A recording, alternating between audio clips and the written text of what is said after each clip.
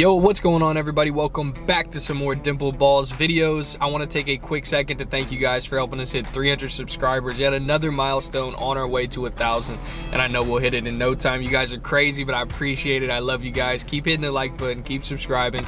We're in the car today because we have another club review. It is the Square Strike 45 degree. We've done the Square Strike review already on the 60 degree, and we determined that it's a decently versatile lob wedge, but it doesn't replace your standard lob wedge if you're already comfortable with your 60 degree, with your 58 degree. This is different because it's 45 degrees, so it's essentially the same loft as some pitching wedges, you know, give or take a couple degrees depending on what your pitching wedge is. But you can also chip with it, which I think is definitely the most exciting thing to use for this club. It's the green version. Again, the 60 degree was a black version. We're gonna get out on the range. We're gonna test it a couple times. So there's a practice putting green that you can chip around that I will also be using it to see if this club is something you should add to the bag. And if we get this video to 250 likes, I'll give this to somebody away in the comment section right now that tell me right now, if you were to play a bump and run shot, what club would you use? I think I would use either an 8-iron or a hybrid, depending on the thickness of the rough. If I was in a bump and run scenario, I would definitely pick between the 8-iron or the hybrid. But is this going to be a decent option because it is 45 degrees, which is kind of a good loft for a bump and run, and it is somewhat thick. As you can see, it is a little worn. It's my uncle's club, so it's not brand new, but thank you, big shout out to him for lending me this club for the day for the use. Again, 250 likes, we'll give this away to somebody in the comment section. Lets me know what club you would use in a bump and run scenario. Let's test this thing out and find out if this is something you should add to the bag, or is it just another gimmick that you see constantly advertised to people that are trying to improve their golf game. Also, it's like top 5 hottest day of the year in this city, so yeah, there's not a lot of people out here and it's extremely hot. If I pass out, it's all for the content.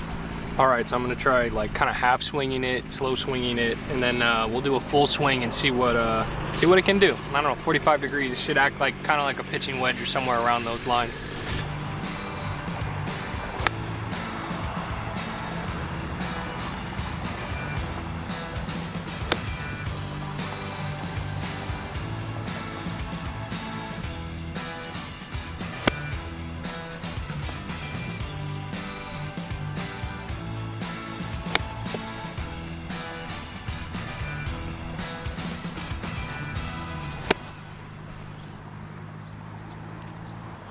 So you're not gonna get a lot of loft on it just because it's 45 degrees instead of like 55 or 60. I mean, that's just common sense. But if you kind of slow swing a P wedge, it's kind of doing the exact same thing. So it's been pretty consistent so far. It has a huge head, it's really thick. So we'll see if I can get it to go really high. I'm gonna start swinging harder.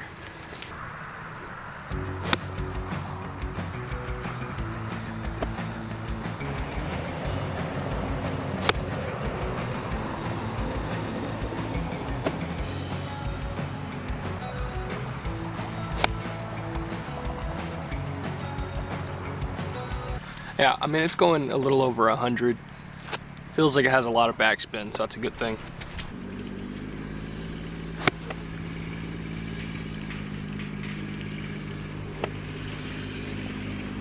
That was a good one. All right, I'm gonna kind of half swing it to see if I can get that bump and run motion.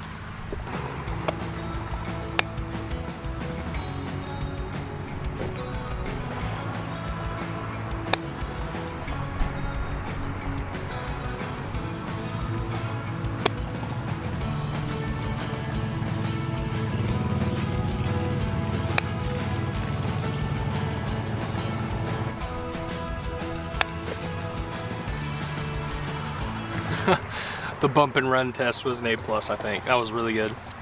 So I got about 5 more. I'm just gonna have some fun, play around with the way this thing looks. The range test has been really, really good for this club.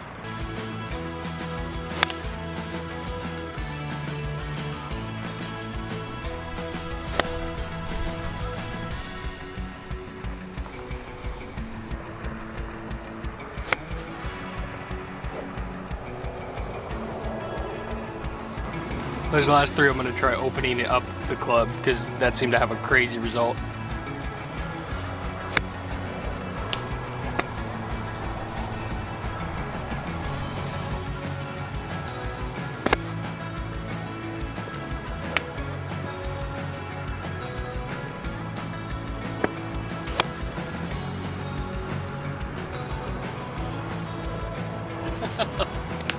All right, so what's funny is that opening up a 45 degree basically turns it into like a 60 degree, 55 degree, which is completely pointless. Why not just hit the 55 degree? But I wanted to see if I could like chunk it or thin it that way, and it didn't seem like it. There was a lot of variability left to right opening up the 45 degree, but other than that, that thing aced the range test, which is basically full swings and half swings. But what we really want to test is how good is it and how reliable is it greenside. Walking up to the practice green right now. We're gonna figure that out. Something big in the bushes right there. It's really hot. I don't want to overdo it today. So again, hit the like button for the test like this. We're doing this on a bunch of different clubs. We got a bunch of giveaways. Yeah, we're having some fun on the golf course. That's what this is all about. Dimpled balls, baby.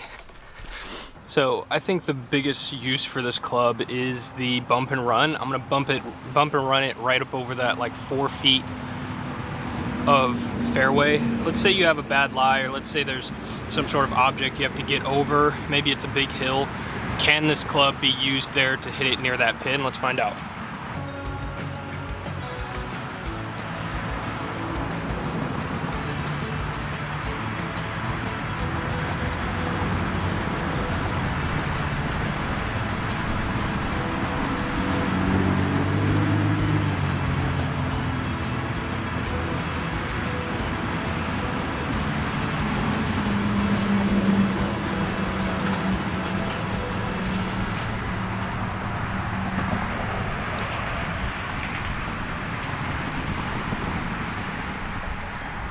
So 5 not bad shots there, but let's keep playing around with it and see what the best use case is for it near the green. This is kind of a tougher lie here. With a bunch of crabgrass.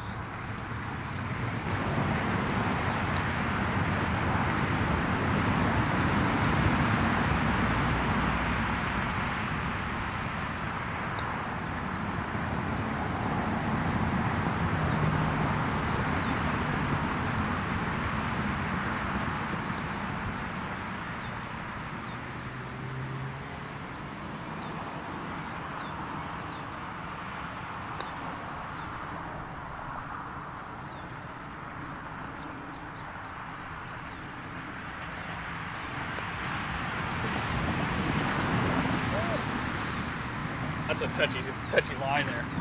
You wouldn't want to use that club there. No shot. Let's go from near that tree and see if we can put it tight to the pin.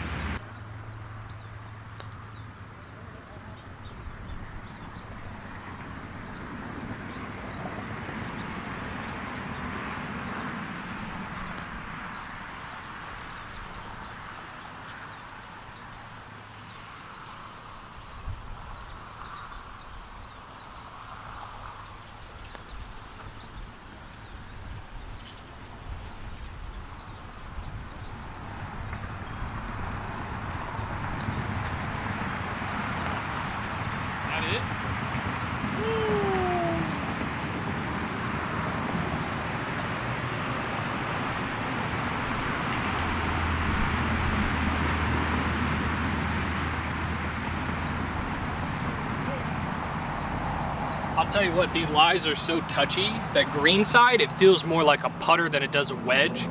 I don't know if I necessarily love it so far. Like I said, this is truthful. They're not a sponsor or anything, but you know, I'm for the people. We got to figure out what's best for the people.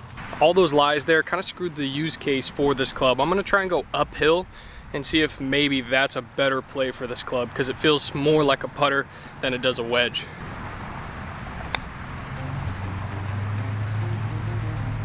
That was a lot more loft than I was expecting off the face.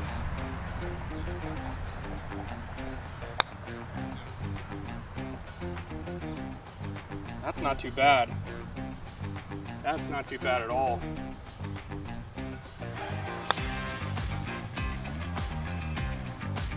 Shoot, I'll take that one too.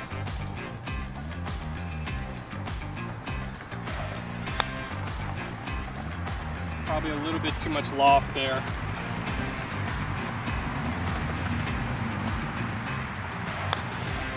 Way too much loft there. Not a terrible spread. I mean, there's 2 shots in there that I would really like, these 2 up here, when I had enough power on them. These 3 back here, I definitely was expecting a little bit more. So far, I feel like it's performed about what I was expecting uphill. It's performed worse downhill, and it's performed better at the range on full swing. So let's keep going. Let's see if we can find the best way to use this club and see if maybe it's worth adding to the bag. All right, let's get real specific here. Let's say you leave this short of the green. You have to cross the cart path. I did this with the 60 degree to see how high I could hit this up and over the cart path. Let's do it with this 45 degree and see if, you know, the bump and run over the cart path is the right play here.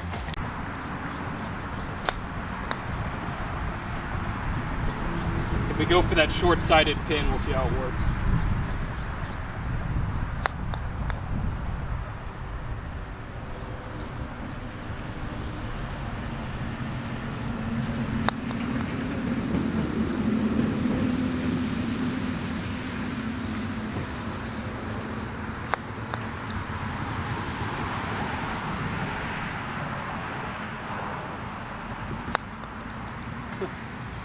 So it's essentially like a putt with a jump at the beginning. That's the best way I can describe this club, is a putt with a jump at the beginning. So some of these were really close, some of these were nice. They all hit the cart path, so if you're expecting to carry it over the cart path, I guess that's kind of an unrealistic expectation. But let's keep it going. We got a couple more, and then I'll come to a conclusion, and I'll give you my final thoughts and recommendations. Let's go with a shade spot this time. Shade spot just because it's 1,000 degrees out here.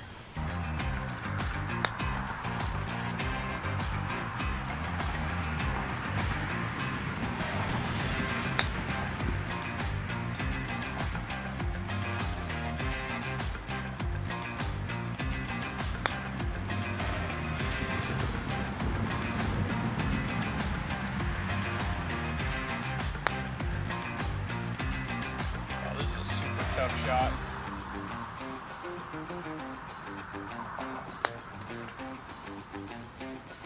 Is that going to be above the hole? No. Okay. Yeah, so 2 of them didn't reach the green.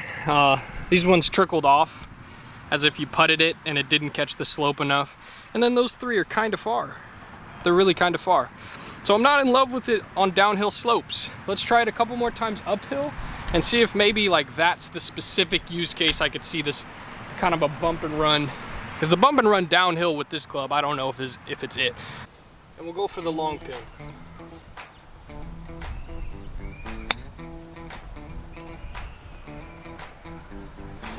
I'm starting to figure this club out, I think.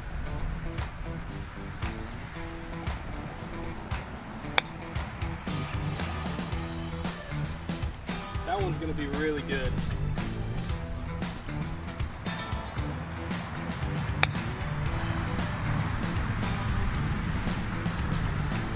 None of those have been real bad so far.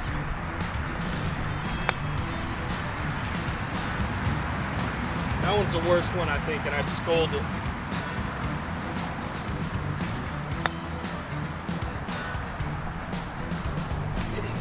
That's not too bad either. Let's go take a look. So nothing crazy tight. These 3 down here, not that bad. This one at the top right here is probably the best one. And these 2 off the back are not great because you're still putting downhill now. Do I feel like I could have done better with my own lob wedge? I do. I'm more comfortable with my Kirkland 60 degree than I am playing a 45 degree off greens. Best way to describe this club, as I said, is a putter with a jump at the beginning, but the jump is not very far. The jump is maybe a foot or 2 depending on how hard you hit it, and you're not going to get an incredible amount of backspin. So all right, let's see how many of these greenside chips I can make, and yeah, we'll call it a video. I mean, these are makeable if you putt them. Let's see if I can make them with this.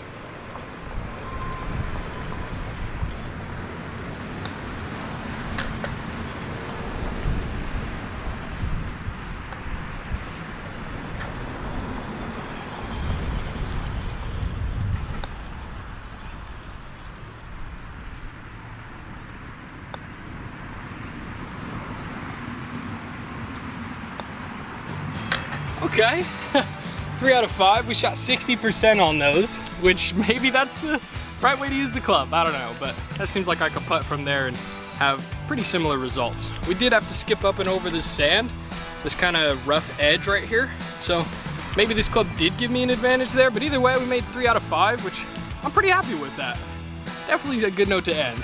I don't know if my face gives away how hot it is. I'm all right. I made it back to the air conditioning, but as far as my final thoughts on the club, I think it's an okay club. I do think that it's kind of a gimmick. The 60 degree, I could feel like you could add that to the bag. It is a little expensive for a wedge. This club is also very expensive for a 45 degree. I would recommend just figuring out how to hit your 8-9 pitching wedge for the bump and run shot over this. I wouldn't recommend spending your money on this club. If you know somebody that has it, maybe you want to test it out, that's totally fine. Again, 250 likes on this video, and I'll give one away to you guys to test out. And maybe you can get it for free and add it to your bag, and maybe you really like it, I don't know.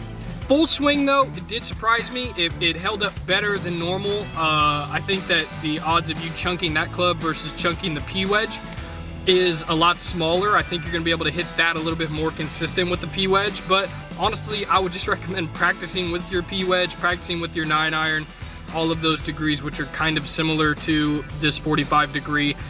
As far as greenside, it performed worse than I was expecting. I thought that, you know, it was going to have a little bit more bump in the actual ball over like a couple more feet, but it didn't. It only really bumped like maybe 6 inches to 24 inches, somewhere in that range. And then it ran a lot, and I couldn't get it to stop. So again, I don't know if that's technique, but they say you're supposed to hit that thing like a putter, and I did, and I wasn't able to get the greenside results that I was looking for, that I could easily replicate with other clubs. So would I recommend you add it to the bag? I can't. Again, you're welcome to try it out. Let me know in the comment section if you do, or if you want to even try it out. And again, let me know in the comment section what you would play in a bump and run, and you'll be added to the giveaway list as long as you're a subscriber to the channel and a member of Dimpled Balls. That in mind, hopefully you guys did enjoy the video. If you did, smack the like button. I'm sweating up a storm. I gotta crank this AC up as soon as I hit out. So hope you enjoyed. Hit the subscribe button if you're new to the channel. I'll catch you guys in the next one. Turn on notifications so you never miss an upload. We got a lot of stuff coming your way, and yeah, have a good one. Peace and love.